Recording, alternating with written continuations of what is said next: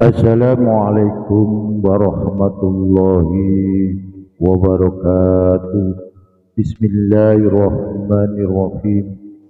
Wassalatu wassalamu ala asrafil anbiya'i wal mursalin ala sayyidina Muhammadin abdika wa rasulika ala nabil ummi wa ala alihi wa sahbihi wa barik wa salim tasliman katsira. Amma ba'd. Saudara-saudaraku seiman semuslim serta Bapak Ibu jamaah jami'iyah yang dimuliakan Allah Subhanahu wa taala. Dengan segala upaya di dalam kehidupan ini, banyaklah hal yang sering kita lakukan untuk menggapai salah satu bentuk bagaimana wujud di antaranya untuk menuju kepada jalan-jalan Allah dalam arti keridhaan Allah Subhanahu wa taala. Kalau toh kita ini tidak mengetahui apa yang menjadi aktivitas kita secara batin dan secara zahir,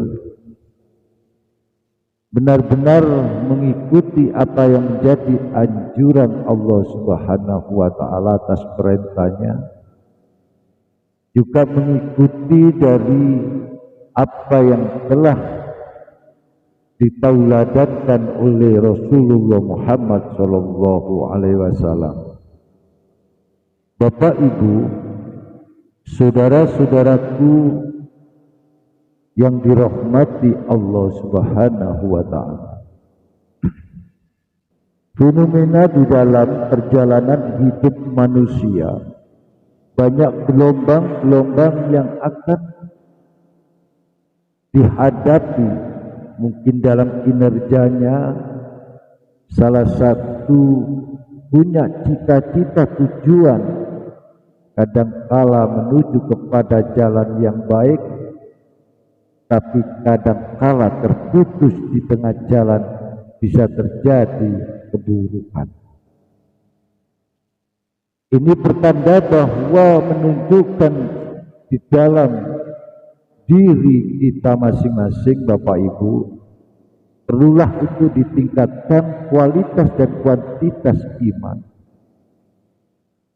Bagaimana pengabdian yang sebenarnya kepada Allah ini yang sesuai tuntunan agama, sesuai apa dengan adanya suatu agama adalah nasihat.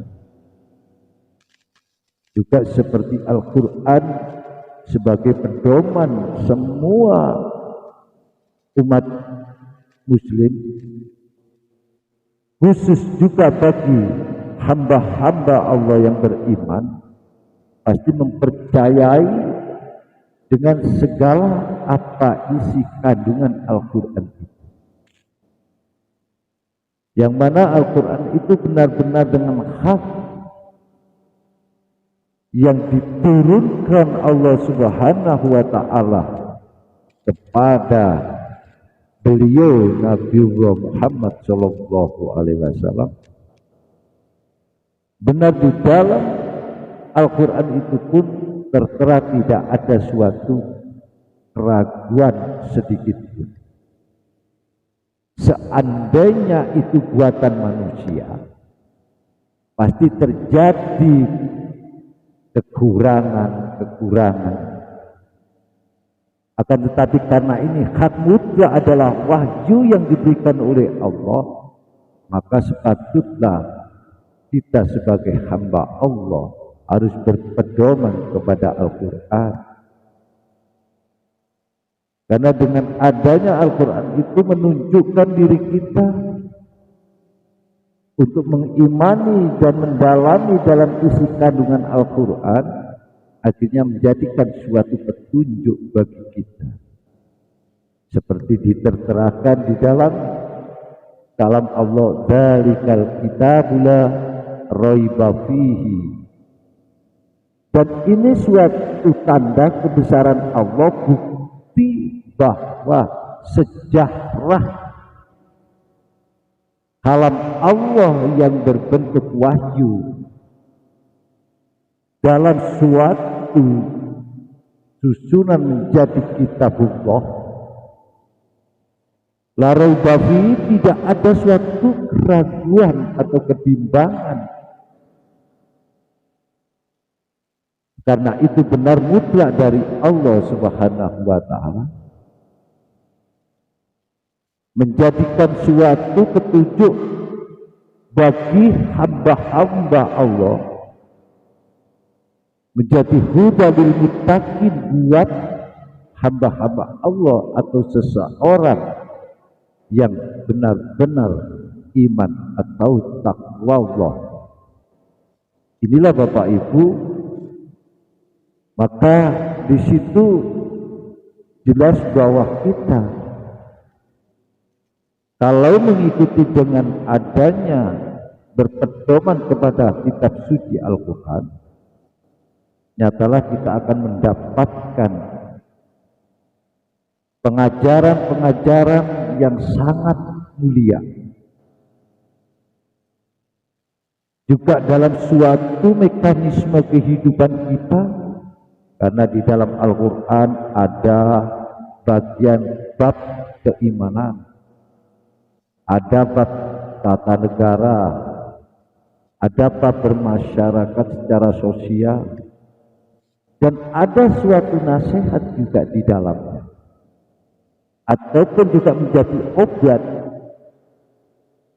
Jadi banyak di dalam kandungan-kandungan Al-Quran itu, kalau kita sebagai umat Rasulullah yakin bahwa itu adalah hak,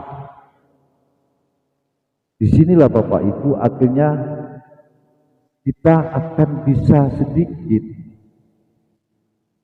berpikir atau mentafakuri kepada diri kita sendiri. Kalau tidak ada daya dan upaya ikhtiar usaha yang mana itu dikuasakan oleh Allah kepada kita semua sebagai hamba Allah, kalau tidak ada suatu kemauan yang kuat di dalam diri kita, mungkinkah kita akan mengerti tentang Al-Quran? Dan sekarang banyak sekali di antaranya manusia yang sudah mengabaikan Al-Quran, dikira hanya dongeng belaka. Karena tipisnya iman seseorang itu, akhirnya dia tidak mau untuk menggali dan mendalami, menghayati daripada kandungan itu, daripada isi Al-Quran. Kalau kita sebagai umat Rasulullah, karena yang membawa adalah sebagai Rasul, yang diberikan adalah dengan wahyu yang sangat mulia, yang sangat agung dalam kalam-kalam Allah, bisa menjadikan tuntunan kepada semua makhluk Allah. Betapa kalau kita lihat di dalam salah satu bentuk, semua makhluk selain manusia, tumbuh-tumbuhan ataupun yang lain, semua pada memuji kepada Allah. Apalagi kita sebagai manusia, sebagai makhluk Allah yang dengan kesempurnaan, mungkinkah kita akan lari dari Allah, ataukah kita perjuangkan diri untuk mendekat kepada Allah dan mengikuti akan aturan-aturan sunatullah? Jelaslah bahwa itu mungkin kita bisa sedikit berpikir, kita resapi, kita renungi di dalam kolbun atau hati kita. Tergugahlah di dalam diri kita untuk menggapai apa yang menjadikan diri kita benar-benar cara berjihad. Dalam arti berjihad ini adalah, maaf Bapak Ibu ya, banyak sekali pengertiannya, bukan hanya perang ya, bukan perang yang main bom-boman, tembak-tembakan, itu tidak. Jadi jihad sekarang sesuai dengan apa yang dituangkan oleh Rasulullah adalah jihad yang paling besar, adalah jihad melawan hawa nafsu yang ada di diri kita masing-masing. Kalau tidak ada suatu perjuangan di dalam diri kita, mungkinkah kita akan bisa memenangkan dari dorongan keinginan nafsiyah kita, atau secara batiniah atau secara yang dohiriyah. Disinilah letaknya bahwa kita perlu dengan ekstra cara kinerja kita untuk menggapai agar nafsu-nafsu yang ada di diri kita ini terkikis, bisa kita redam dengan kesemangatan. Suatu perjuangan ini pasti memerlukan pengorbanan. Inilah Bapak Ibu sesuai apa yang telah dituangkan oleh Allah Subhanahu wa Ta'ala di dalam kalamnya. A'udzu billahi minasy syaithanir rajim. Bismillahirrahmanirrahim. Walladzina jahadu fina lanahdiyanahum subulana. Dan orang-orang yang berjihad, jadi kata Allah, dia kasihkan pengumuman, atau dia istilahnya memberikan informasi kepada semua manusia atau hamba Allah, dan orang-orang yang berjihad atau bermujahadah atau bersungguh-sungguh, walladzina jahadu, untuk mencari keridhaan kami, kata Allah, benar-benar akan kami tunjukkan kepada kalian jalan-jalan kami. Ini jelas Bapak Ibu bahwa Allah akan memberikan suatu pertolongan kepada semua hambanya yang mana benar-benar dan sungguh-sungguh di dalam kehidupan ini, bermuamalah ini secara lahir dan batin hanya mencari keridhaan Allah. Disinilah letaknya Bapak Ibu bahwa Allah tidak akan mengingkari akan janjinya. Barang siapa yang benar-benar dan bersungguh-sungguh dengan mujahadah perjuangan dalam pengorbanan dirinya untuk menggapai ridho Allah, kata Allah tadi, akan kami tunjukkan kalian kepada jalan-jalan kami. Wa inna Allaha lama'al muhsinin. Langkah lanjutnya ayat, dan sesungguhnya Allah benar-benar menyertai atau beserta orang-orang yang berbuat kebaikan. Dari konteks ayat ini Bapak Ibu, benar kalau sedikit kita balik bahwa Allah menyukai atau senang kepada setiap hamba Allah atau setiap manusia yang benar-benar selalu berbuat di dalam suatu kebaikan. Dan kebaikan ini ada dua sisi, satu secara dohir dan secara batin. Mungkin kalau secara dohir ya kita melakukan tolong-menolong dengan pakai tangan atau membantu dalam orang bekerja ataupun itu di dalam kegotong royongan membangun masjid, musola atau sekolahan dengan cara kerja bakti. Ini adalah menggunakan secara dohiri tenaga yang ada dilengkapi oleh Allah, kesempurnaan adalah basariah. Ini kita pergunakan dengan baik. Dan ini Allah senang daripada tangan ini untuk menampar orang. Istilahnya untuk melakukan hal yang menjadikan kemaksiatan.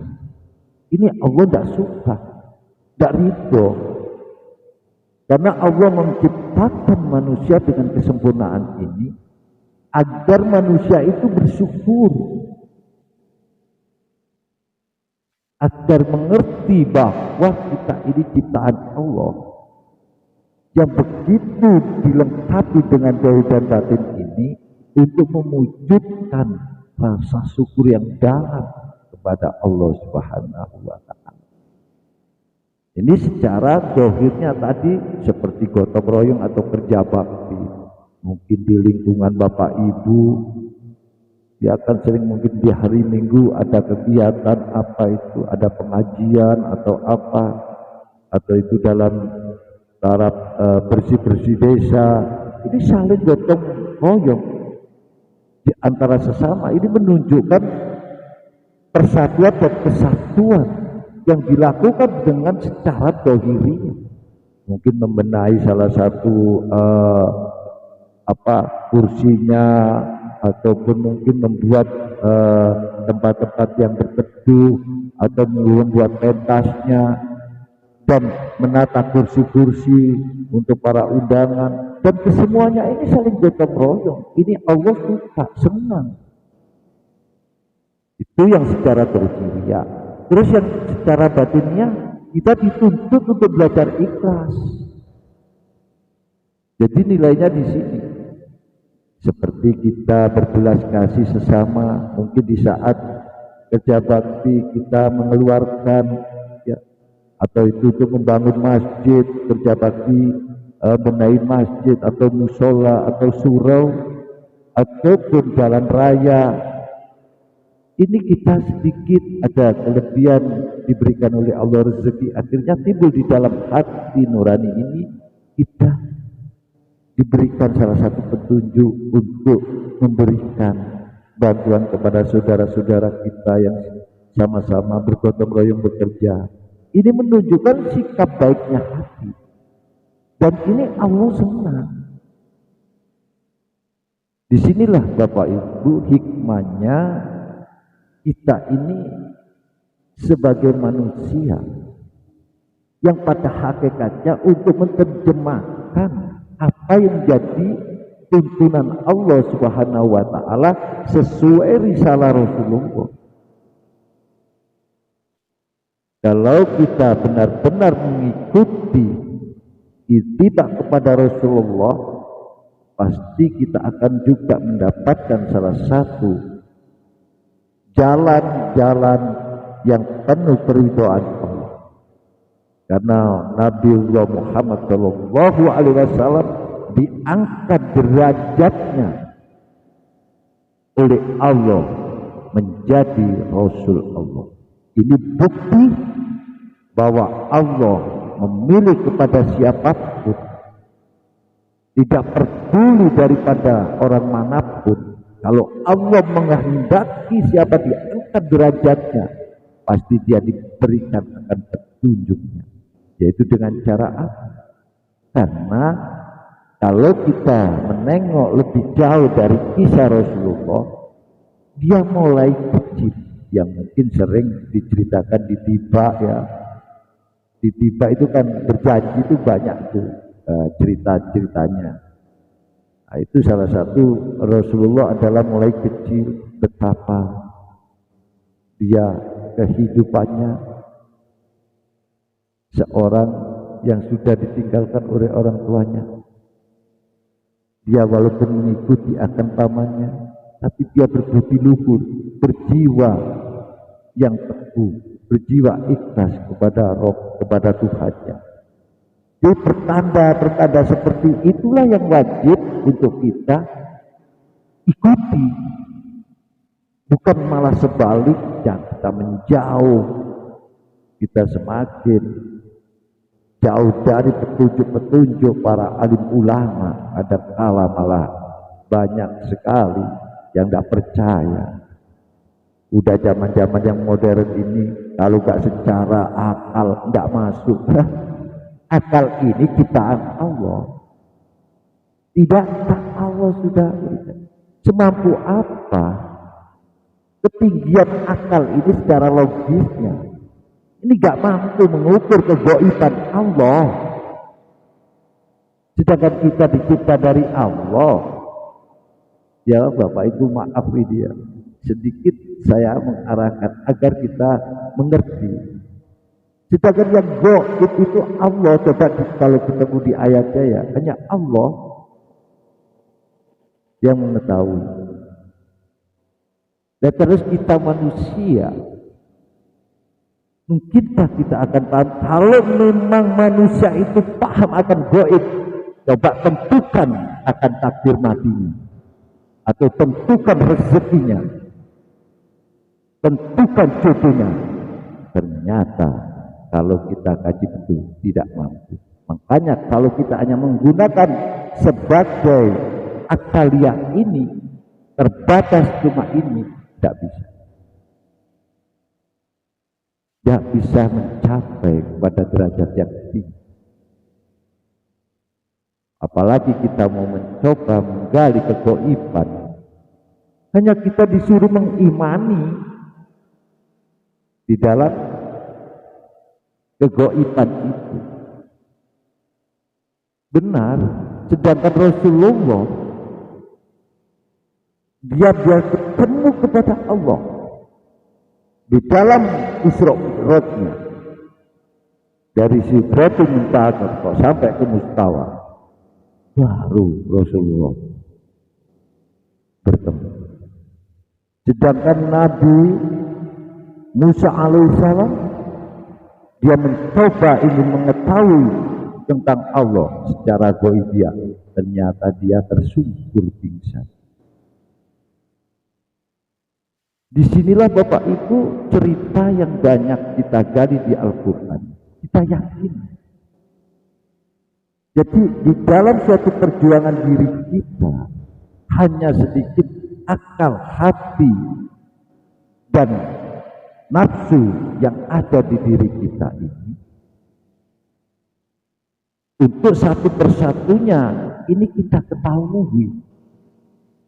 Ya kita kalau pakai akal kebanyakan kan sekarang banyak ya, kalau nggak nyata nggak percaya dah. Sampai-sampai ada dua definisi, istilahnya dua kategori dalam suatu pendapat. Di dalam Isra Mi'rajnya Rasulullah itu ada dua pendapat. Ada kadang-kala orang yang mengatakan, masa padahal di atas sana tidak ada udara, ya kalau naik ke atas sana apa nggak terbakar? Tapi ada begitu. Ya Allah, ini ada juga, makanya kita hati-hati. Kalau kita amantu bila percaya kepada Allah dan percaya kepada Rasulullah, harus mengikuti dengan benar. Karena apa? Secara Al-Quran tidak bisa digali. Makanya ada namanya Al-Quran ditafsir. Dan banyak itu. Ya. tafsir siapa. Itu hanya penggalian. Tapi pada hakikat Allah dan Rasulnya yang maha tahu. Disitulah Bapak Ibu, makanya kita memerlukan suatu perjuangan diri untuk selalu mengintrospeksi diri agar jangan terjebak, tertipu, terpeleset di dalam pengajaran yang mungkin bisa merusak akidah kita. Ini coba kita sedikit ayo direnungi di pengkajian diri. Banyak sekali kalau kita tidak memahami betul-betul, akhirnya nanti kita menjadikan orang-orang atau hamba Allah yang akhirnya kita mengambil langkah yang menjadikan bukan ridho Allah. Tidakkah setiap di dalam seseorang hamba Allah melakukan sholat selalu dia berikrar, iya na'budu, dan kami hanya menyembah kepadamu dalam arti taat kepada Allah. Dan selalu yang kedua, wa iya nasta'in, selalu minta pertolongan. Dan ini bukti bahwa kita ini adalah makhluk Allah yang perlu dengan kebutuhan dengan Allah. Dan kalau kita tidak membutuhkan, dari mana kita ini tercipta?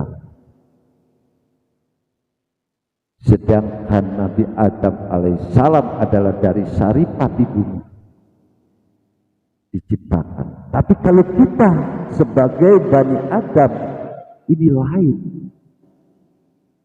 Ada di Al-Quran yang kita diciptakan dari air yang dipancarkan. Nah, ingat ini ya.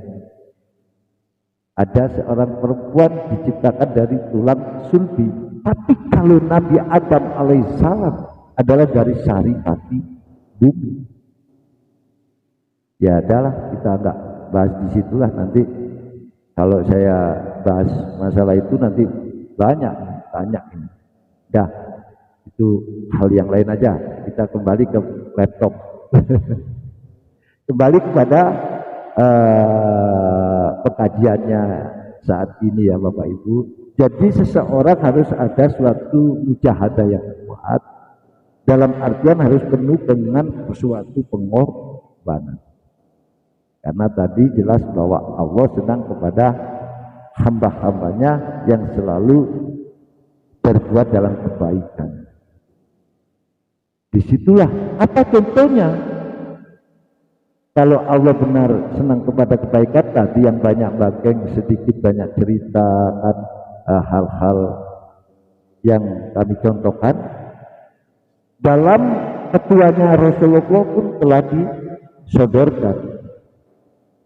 Qala Rasulullah sallallahu alaihi wasallam, innallaha yuhibbur rifqa bil amri kullihi.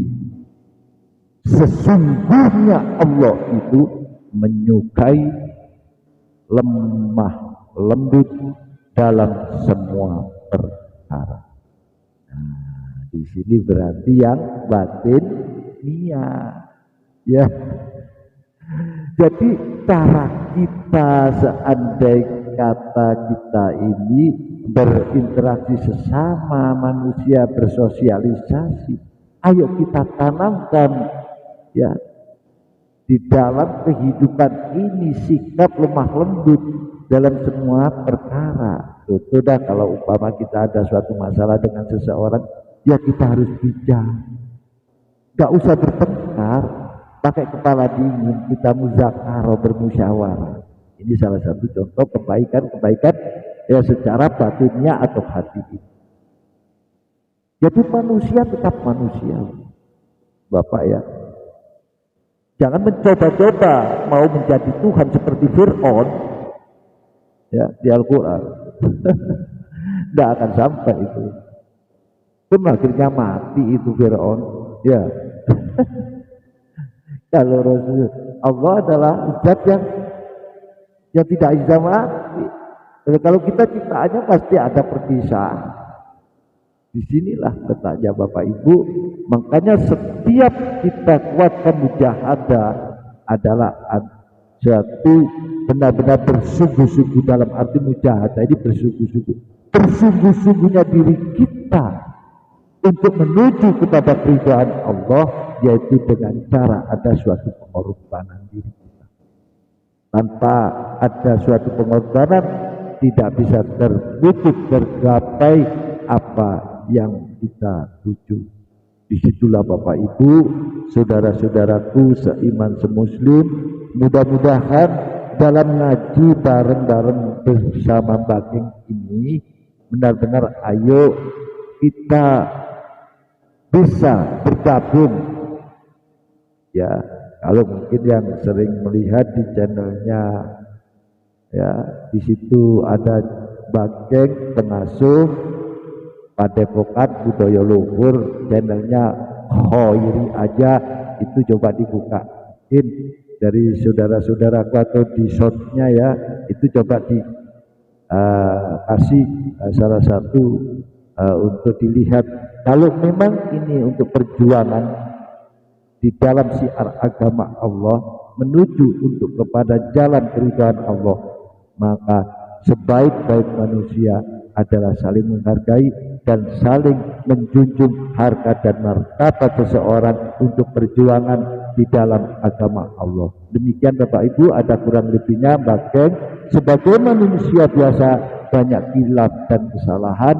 Kalau ini benar adalah datangnya dari Allah Subhanahu wa taala, mudah-mudahan kita selalu mendapatkan kabar ilmu Allah yang bermanfaat di dunia dunya wal akhirah. Amin Allahumma amin. Akhiru kalam wa bila taufiq wal hidayah wa ridha wa inayah. Wassalamualaikum warahmatullahi wabarakatuh. Iki padepokan budaya luhur